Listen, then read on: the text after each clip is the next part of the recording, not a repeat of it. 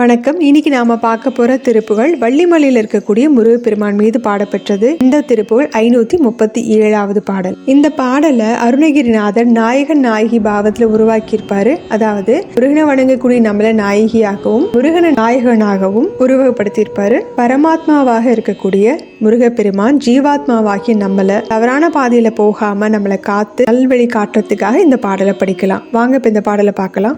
அல் அசல் அடைந்த வில் அடல் அணங்கன் அல்லி மலர் அம்புதனை ஏவ அள்ளி எரி சிந்த பிள்ளை மதி தென்றல் ஐயம் அது கிண்ட அணையூடே சொல்லும் அரவிந்த வள்ளி தனி நின்று தொல்லை வினை என்று முனியாதே துய்ய வரி வண்டு செய்ய மது உண்டு துள்ளிய கடம்பு தர வேணும் கல் அசல மங்கை எல்லையில் விரிந்த கல்வி கரை கண்ட புலவோனே கள் ஒழுகு கொன்றை வள்ளல் தொழ அன்று கல்லல் அற ஒன்றை அருள்வோனே வல் அசுரர் அஞ்ச நல்லசுரர் விஞ்ச வல்லமை தெரிந்த மயில் வீரா வள்ளி படர்கின்ற வள்ளி மலை சென்று வள்ளியை மணந்த பெருமாளே. இந்த பாடலுக்குரிய பொருளை பார்க்கலாம். அல் அசல் அடைந்த அப்படின்னா மாலை பொழுதுக்கு வந்து சேரக்கூடிய வில் அடல் அணங்கன் அப்படின்னா வில்லை ஏந்திய வெற்றி பெறக்கூடிய மன்மதன் அல்லி மலர் அம்புதனை ஏவ அல்லி மலரையே அம்பாக கொண்டு அதையே ஏவ அள்ளி எரி சிந்த பிள்ளை மதி அப்படின்னா சிறிய அளவுல இருக்கக்கூடிய பிறைச்சந்திரனும் நெருப்பை அள்ளி வீச. சந்திரன் அப்படிங்கிறது குளுமையானதா,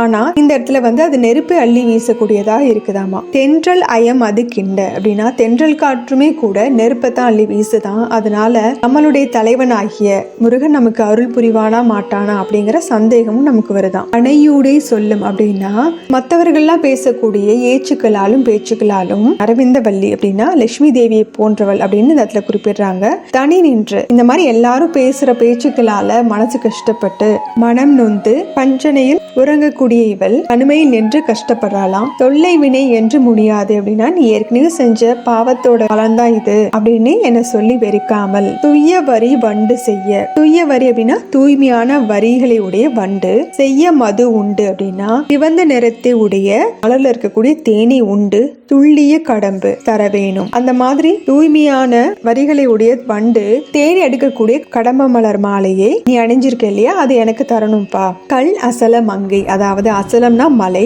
இமயமலையில பிறந்த பார்வதி குறிப்பிடுறாரு.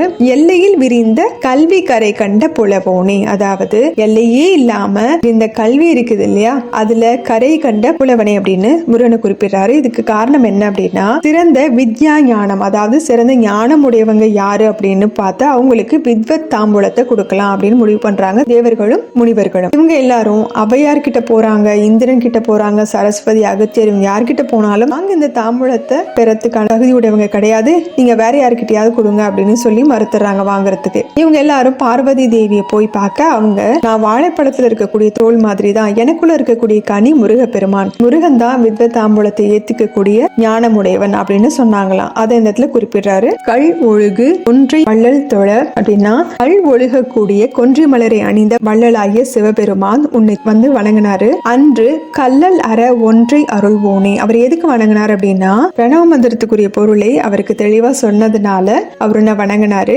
அப்படி அவருக்கு உபதேசம் பண்ணவனே வல் அசுரர் அஞ்ச நல் சுரர் விஞ்ச.